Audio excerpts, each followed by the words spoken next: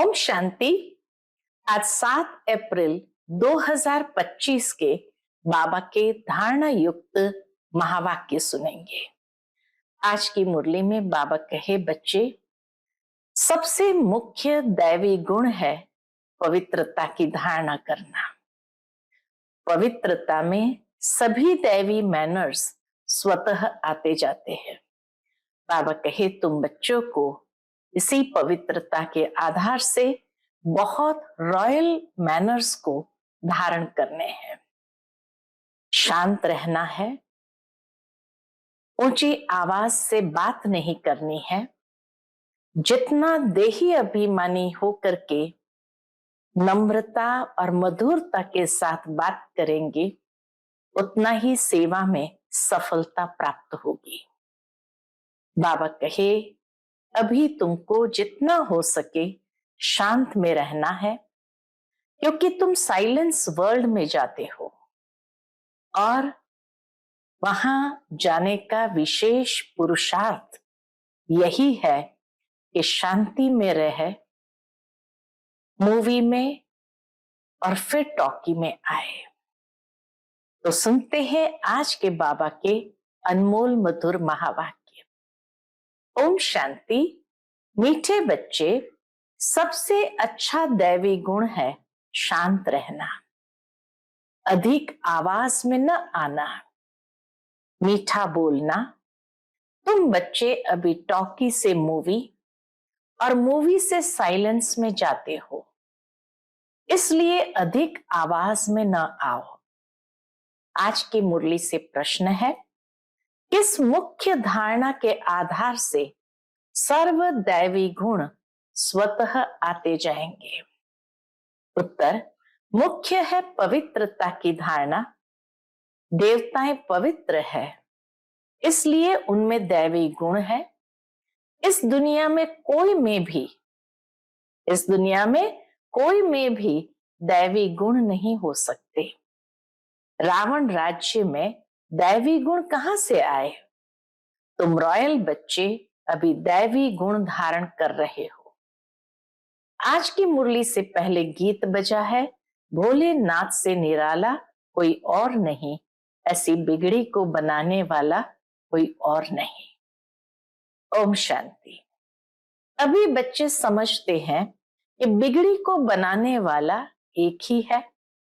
भक्ति मार्ग में अनेकों के पास जाते हैं, कितनी तीर्थ यात्राएं आदि करते हैं। बिगड़ी को बनाने वाला, पतितों को पावन बनाने वाला तो एक ही है। सदगति दाता, गाइड, लिबरेटर भी वह एक है। अब गायन है, बिगड़ी को बनाने वाला गायन है, परंतु अनेक मनुष्य, अनेक धर्म, मठ, पंथ, शास्त्र होने कारण अनेक रास्ते ढूंढते रहते हैं। सुख और शांति के लिए कहां जाते हैं? बाबा के सुख और शांति के लिए सत्संगों में जाते हैं ना। जो नहीं जाते वह मायावी मस्ती में ही मस्त रहते हैं। यह भी तुम बच्चे जानते हो कि अभी कलयुग का अंत है। मनुष्य यह नहीं जानते कि सतयुग कब होता है। अभी क्या है यह तो कोई बच्चा भी समझ सकता है कि अभी क्या है। नई दुनिया में सुख, पुरानी दुनिया में जरूर दुख होता है। इस पुरानी दुनिया में अनेक मनुष्य है, अनेक धर्म है। तुम कोई को भी समझा सकते हो। यह है कलयुग। सतयुग पास्ट हो गया है। वहां एक ही आदि सनातन देवी देवता धर्म था और कोई धर्म नहीं था। बाबा ने बहुत बार समझाया है, फिर भी समझाते हैं। जो आए हैं उनको नई दुनिया और पुरानी दुनिया का फर्क दिखाना चाहिए। भल वह क्या भी कहे, बाबा कहे, भल वह क्या भी कहे, लेकिन फर्क उनको जरूर बताना चाहिए। कोई 10,000 वर्ष आयु कहते हैं, कोई 30,000 वर्ष आयु कहते हैं। अनेक मतें हैं ना। अब उन्हों के पास तो है ही शास्त्रों की मत। अनेक शास्त्र, अनेक मत मनुष्य की मत है ना। शास्त्र भी लिखते तो मनुष्य है ना, देवताएं कोई शास्त्र नहीं लिखते। सतयुग में देवी देवता धर्म होता है, उन्हों को मनुष्य भी नहीं कहा जा सकता। तो जब कोई मित्र संबंधी आदि मिलते हैं तो उनको बैठ ये सुनाना चाहिए, विचार की बात है। बाबा कहे ये भी विचार की बात है। नई दुनिया में कितने थोड़े मनुष्य होते हैं, पुरानी दुनिया में कितनी वृद्धि होती है। सतयुग में सिर्फ एक देवता धर्म था। तो बाबा कहे फर्क बताना चाहिए, देवता मनुष्य दोनों में क्या अंतर है। मनुष्य भी थोड़े थे, वहां के मनुष्य दैवी गुण वाले तो बहुत थोड़े थे। दैवी गुण होते ही है देवताओं में, मनुष्य में नहीं होते हैं। तब तो मनुष्य जाकर देवताओं के आगे नमस्ते करते हैं ना, देवताओं की महिमा गाते हैं, जानते हैं वह स्वर्गवासी है, हम नरकवासी कलयुगवासी है। मनुष्य में दैवी गुण हो ना सके।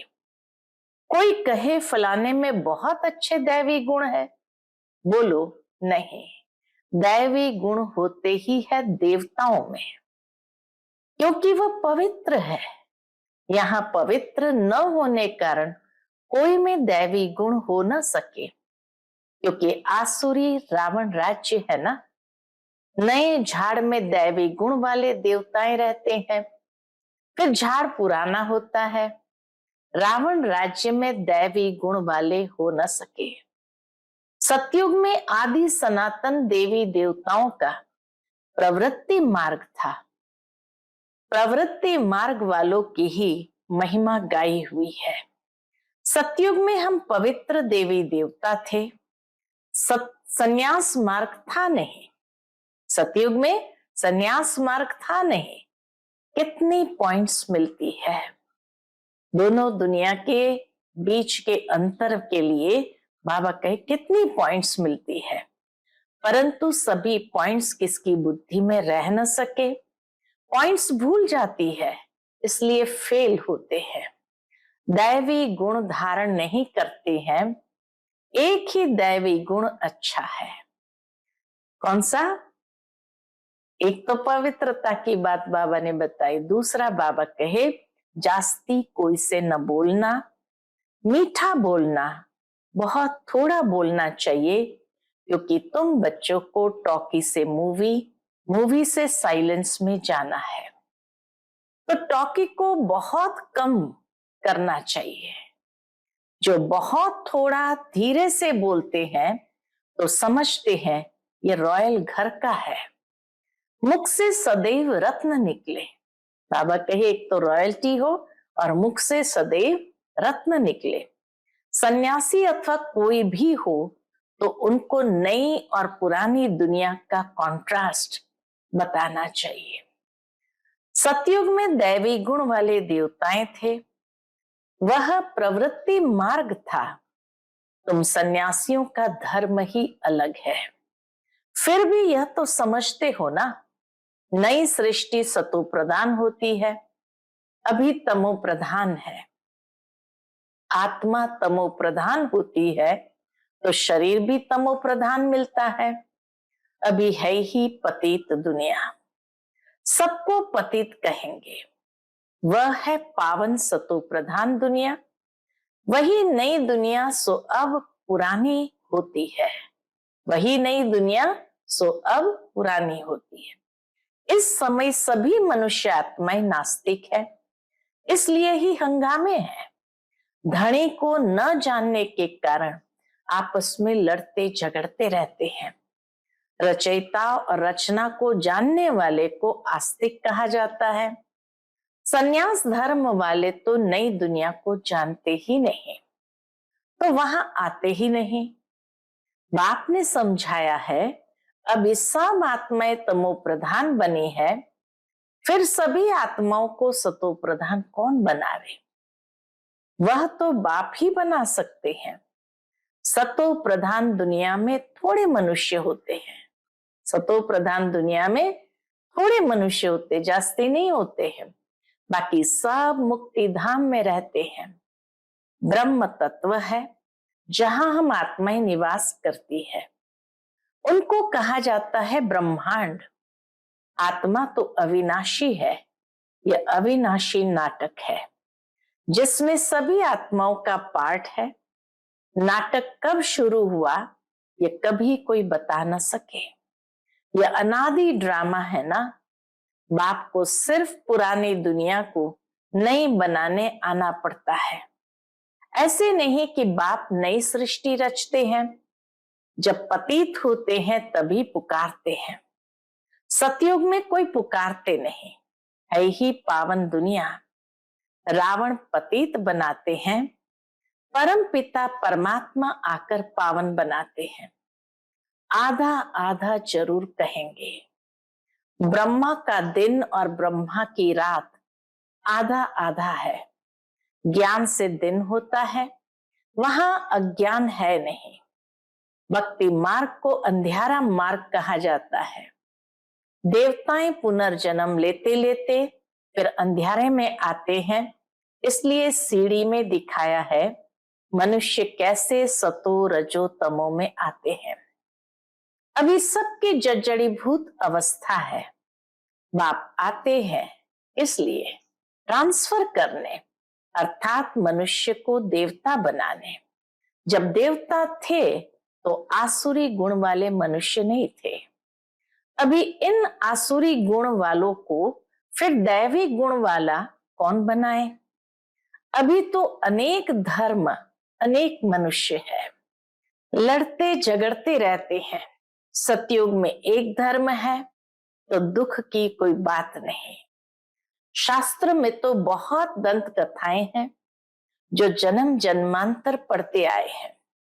बाप कहते हैं ये सब भक्ति मार्ग के शास्त्र है, उनसे मुझे प्राप्त कर नहीं सकते। मुझे तो स्वयं एक ही बार आकर सबकी सदगति करनी है।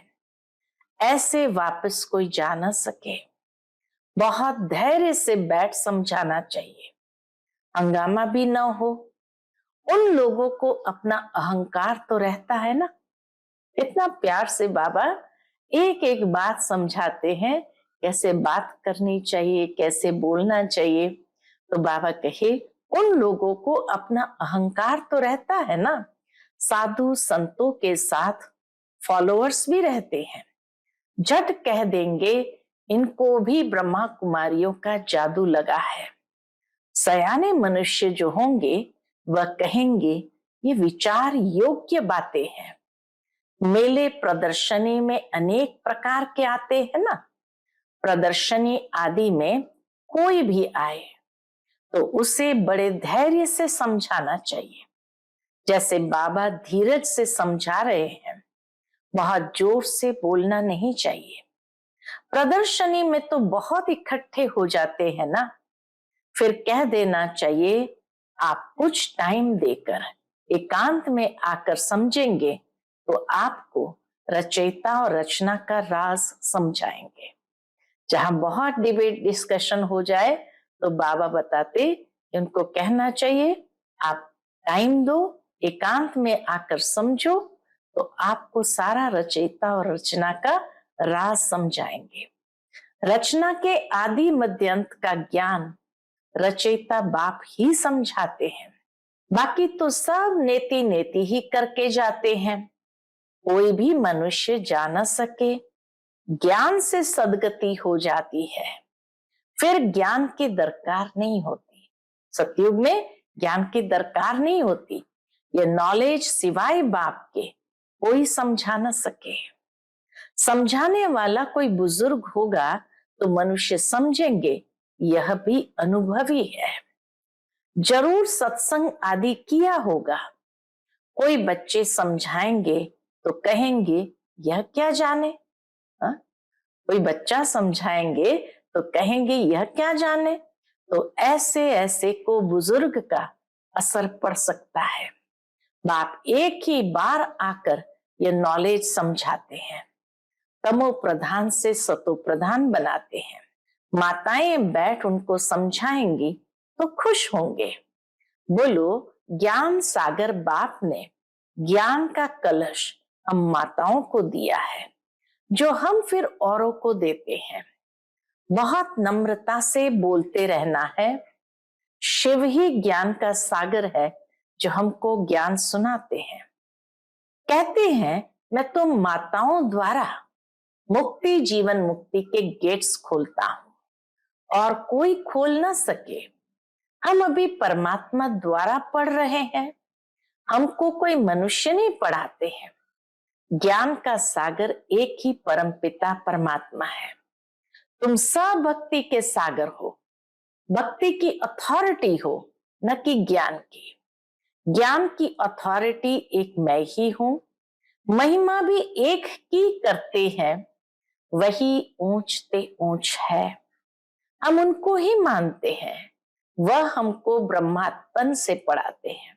बाबा कहे प्यार से, एकदम मीठे मधुरता से, नम्रता के आधार से ये बातें समझानी है। कहो, वह हमको ब्रह्मा तन से पढ़ाते हैं, इसलिए ब्रह्मा कुमार कुमारियां गाए हुए हैं। ऐसे बहुत मीठे रूप में बैठ समझाओ। बल कितना भी पढ़ा हुआ हो, ढेर प्रश्न करते हैं, पहले पहले तो बाप पर ही निश्चय कराना है। पहले तुम ये समझो, रचता बाप है व नहीं। सभी का रचयिता एक ही शिव बाबा है, वही ज्ञान का सागर है। बाप टीचर सतगुरु है। पहले तो ये निश्चय बुद्धि हो कि रचता बाप ही रचना के आदि मध्य अंत का ज्ञान देते हैं, वही हमको समझाते हैं। वह तो जरूर राइट ही समझाएंगे, फिर कोई प्रश्न उठ न सके। बाप आते ही है संगम पर, सिर्फ कहते हैं मुझे याद करो तो पाप भस्म हो जाए। हमारा काम ही है, क्या काम है? हमारा काम ही है पतितों को पावन बनाने का।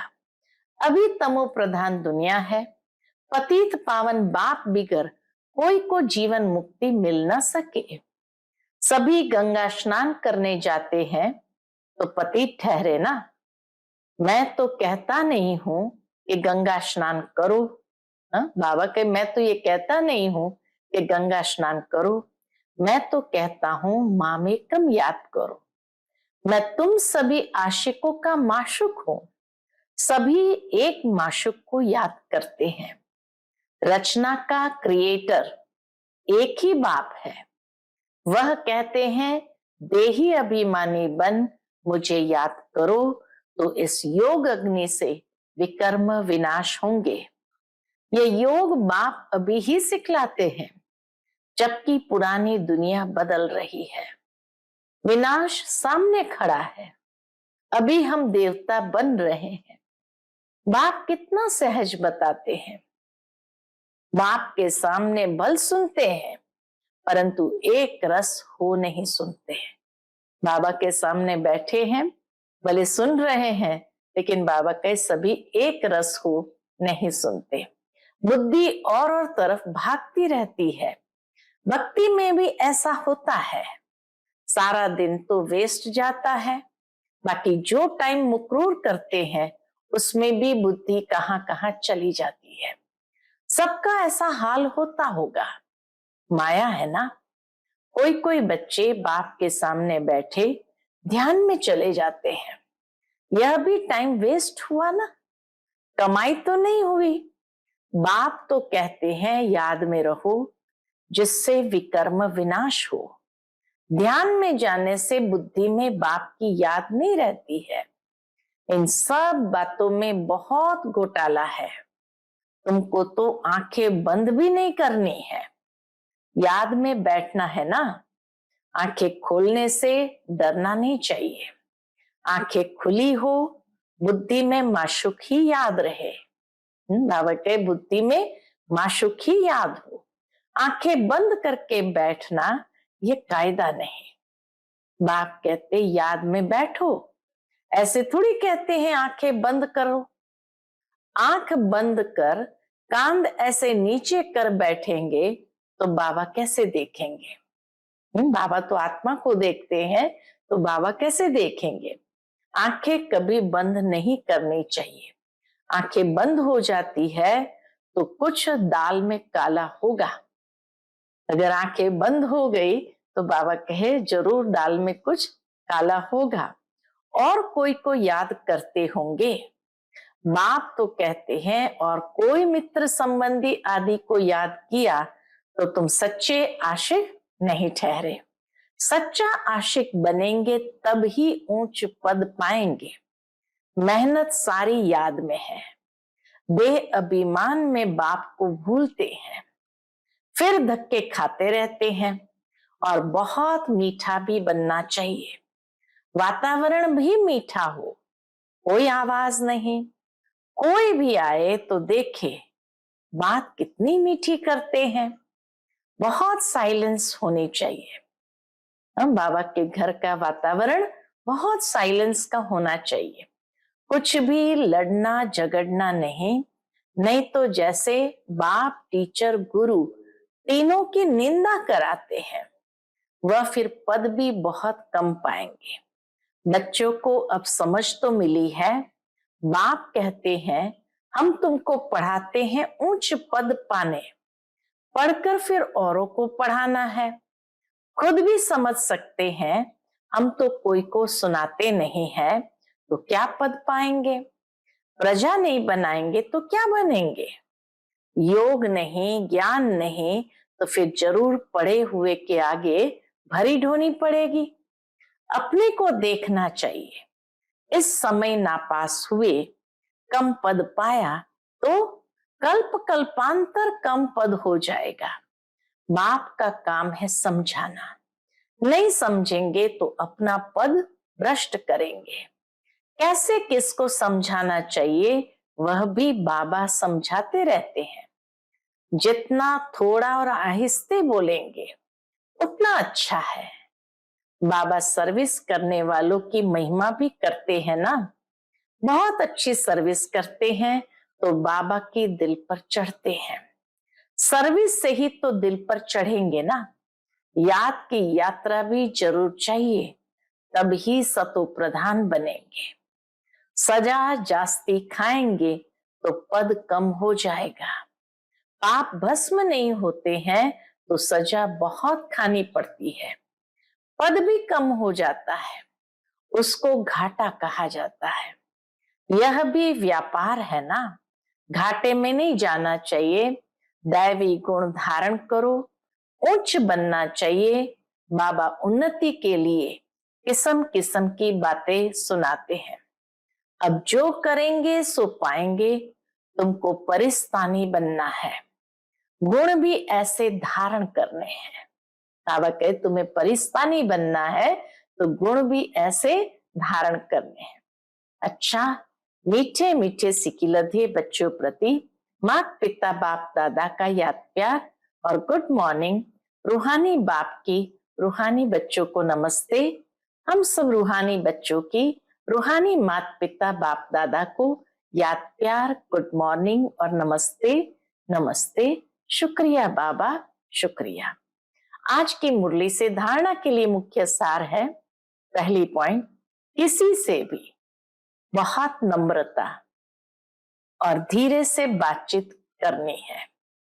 बोलचाल बहुत मीठा हो, साइलेंस का वातावरण हो, कोई भी आवाज न हो, तब सर्विस की सफलता होगी। दूसरी पॉइंट, सच्चा सच्चा आशिक बन एक माशूक को याद करना है। याद में कभी आंखें बंद कर कांध नीचे करके नहीं बैठना है। देही अभिमानी होकर रहना है। आज का बाप दादा का मधुर वरदान हम बच्चों के प्रति है। सर्व खजानों को स्व के प्रति और औरों के प्रति यूज करने वाले अखंड महादानी भव। सर्व खजानों को स्व के प्रति और औरों के प्रति यूज करने वाले अखंड महादानी भव। जैसे बाप का भंडारा सदा चलता रहता है, रोज देते हैं, ऐसे आपका भी अखंड लंगर चलता रहे, क्योंकि आपके पास ज्ञान का, शक्तियों का, खुशियों का भरपूर भंडारा है। इसे साथ में रखने व यूज करने में कोई भी खतरा नहीं है। यह भंडारा खुला होगा तो चोर नहीं आएगा, बंद रखेंगे तो चोर आ जाएंगे। इसलिए रोज अपने मिले हुए खजाने को देखो और स्व के प्रति और औरों के प्रति यूज करो तो अखंड महादानी बन जाएंगे। आज का स्लोगन है, सुने हुए को मनन करो, मनन करने से ही शक्तिशाली बनेंगे। सुने हुए को मनन करो, मनन करने से ही शक्तिशाली बनेंगे। आज का अव्यक्त इशारा है, कंबाइंड रूप की स्मृति से सदा विजयी बनो। सेवा और स्थिति, बाप और आप, ये कंबाइंड स्थिति, कंबाइंड सेवा करो तो सदा फरिश्ते स्वरूप का अनुभव करेंगे। सदा बाप के साथ भी है और साथी भी है, यह डबल अनुभव हो। स्व की लगन में सदा साथ का अनुभव करो और सेवा में सदा साथी का अनुभव करो। अच्छा, ओम शांति।